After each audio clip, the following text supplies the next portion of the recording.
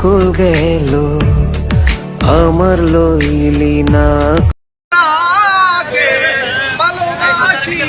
কোরআন হাদিসকে ইয়া নবী সালাম আলাইকা ইয়া রাসূল সালাম আলাইকা ইয়া হাবিব সালাম আলাইকা সালাওয়াতুল্লাহ আলাইকা নবী গো আমরা তো আপনার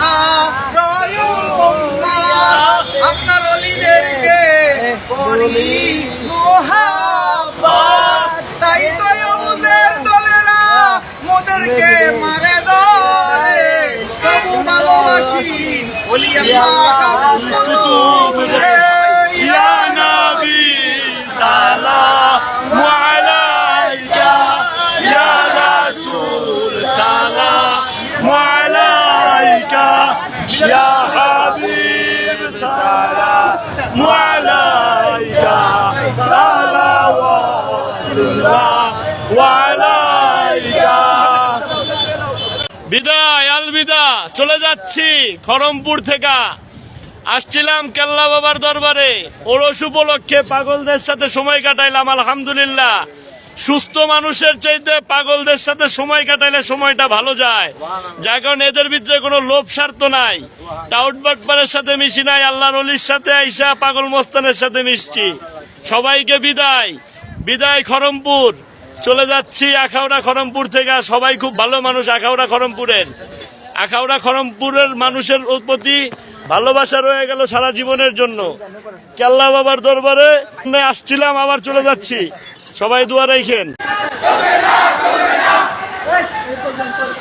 আগামী রবিবার 8 তারিখ জাতীয় প্রেস ক্লাবে সারা বাংলাদেশ থেকে আগত যত পীর মুরিদের পীর মুর্শিদের মুরিদ ভক্তগণ আশেগণ আছেন, পীর গদিনিসীন পীররা আছেন, সবাই আসবেন।